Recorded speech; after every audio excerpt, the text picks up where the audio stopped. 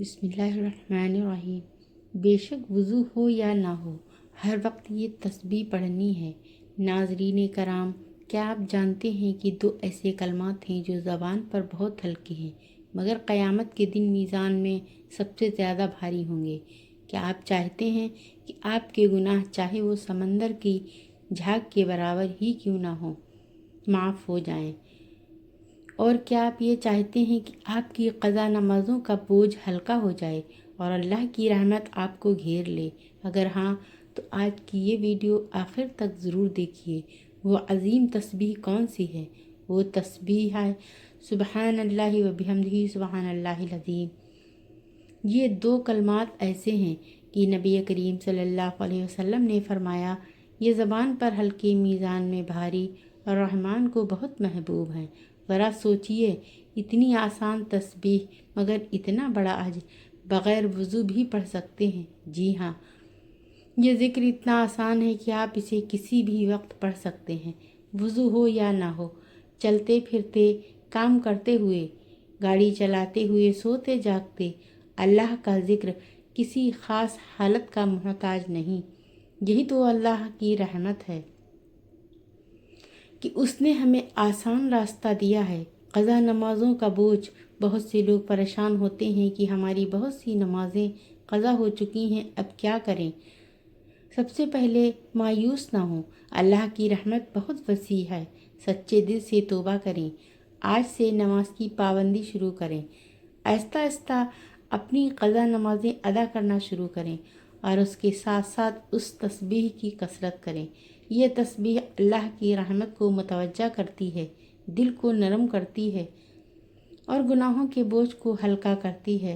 حدیث شریف میں آتا ہے کہ اگر کوئی شخص دن میں 100 مرتبہ سبحان اللہ و بحمدہ پڑھ لے تو اس کے گناہ معاف کر دیے جاتے ہیں، چاہے وہ سمندر کی جھاگ کے برابر ہی کیوں نہ ہو۔ سوچئے، صرف 100 مرتبہ یہ کام آپ 5 منٹ میں مکمل کر سکتے ہیں۔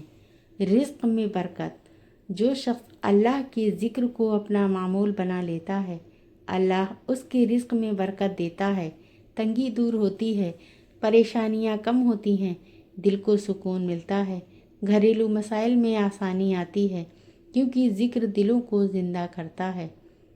اصل راز کیا ہے؟ اصل راز تعداد نہیں، اصل راز اخلاص ہے۔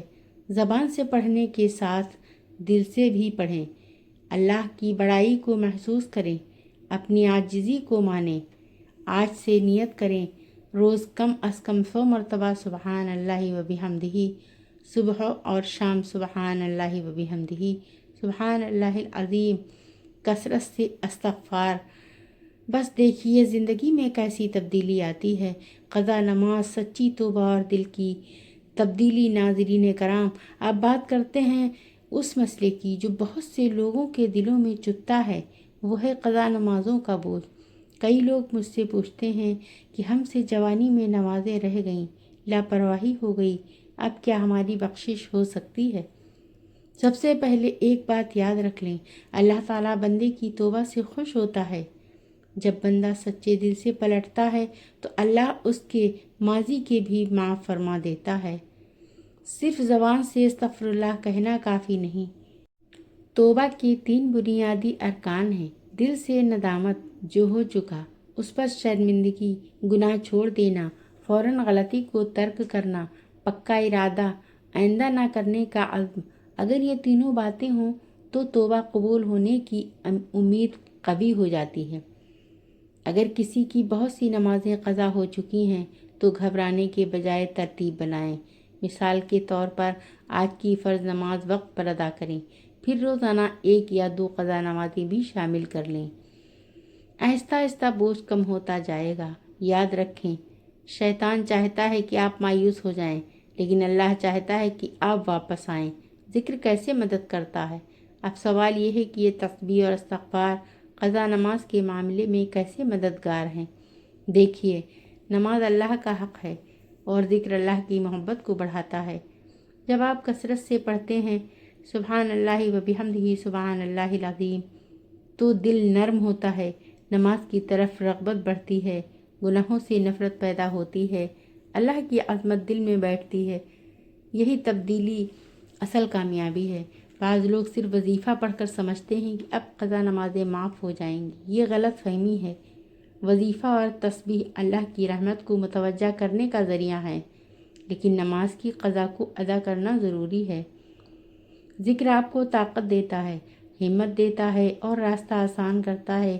کوشش کریں کہ فجر کے بعد کچھ وقت ذکر کے لیے نکالیں۔ مغرب یا عشاء کے بعد تسبیح پڑھیں۔ دن بھر چلتے پھرتے استغفار کرتے رہیں۔ اگر آپ روزانہ 100 مرتبہ سبحان اللہ و بحمدہ پڑھ لیں تو یہ چند منٹ کا عمل آپ کی آخرت سنوار سکتا ہے۔ دل کی کیفیت بدل جائے گی۔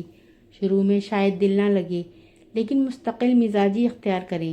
چند دن بعد آپ محسوس کریں گے دل ہلکا ہو رہا ہے، پریشانی کم ہو رہی ہے، آنکھوں میں نرمی آ رہی ہے، نماز میں خشوع پیدا ہو رہا ہے۔ یہ اللہ کی طرف سے انعام ہے۔ آج یہ عہد کریں، 5 نماز وقت پر، روز کم از کم ایک قضا نماز، 100 مرتبہ سبحان اللہ و بحمدہ، کثرت سے استغفار۔ بس یہ 4 کام آپ کی زندگی بدل سکتے ہیں۔ قیامت کے دن میزان کی حقیقت، ان 2 کلمات کی عظمت، رزق اور گھریلو مسائل میں ذکر کا اثر، آخر میں ایک دل کو چھو لینے والی دعا، میزان قیامت، رزق میں برکت اور اختتامی دعا۔ میرے پیارے ساتھیوں، دل کو حاضر رکھیے کیونکہ بات آخرت کی ہے۔ قیامت کا دن اور میزان، وہ دن یاد کریں جب نہ مال کام آئے گا، نہ اولاد، نہ عہدہ، نہ شہرت۔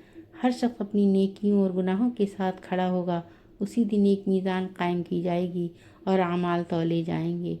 ذرا سوچئے، اگر ہمارے پلڑے میں نیکیاں کم ہوئیں تو کیا ہوگا؟ اس لیے نبی کریم صلی اللہ علیہ وسلم نے فرمایا کہ 2 کلمات ایسے ہیں جو زبان پر ہلکے ہیں، رحمان کو محبوب ہیں اور میزان میں بہت بھاری ہیں۔ وہی کلمات ہیں سبحان اللہ و بحمدہ سبحان اللہ العظیم۔ یہ الفاظ معمولی نہیں ہیں، یہ آخرت سنوارنے والے الفاظ ہیں، گناہ چاہے کتنے ہی کیوں نہ ہوں۔ بعض لوگ کہتے ہیں ہم سے بہت گناہ ہو چکے ہیں، کیا واقعی معافی ممکن ہے؟ یاد رکھیں، اللہ کی رحمت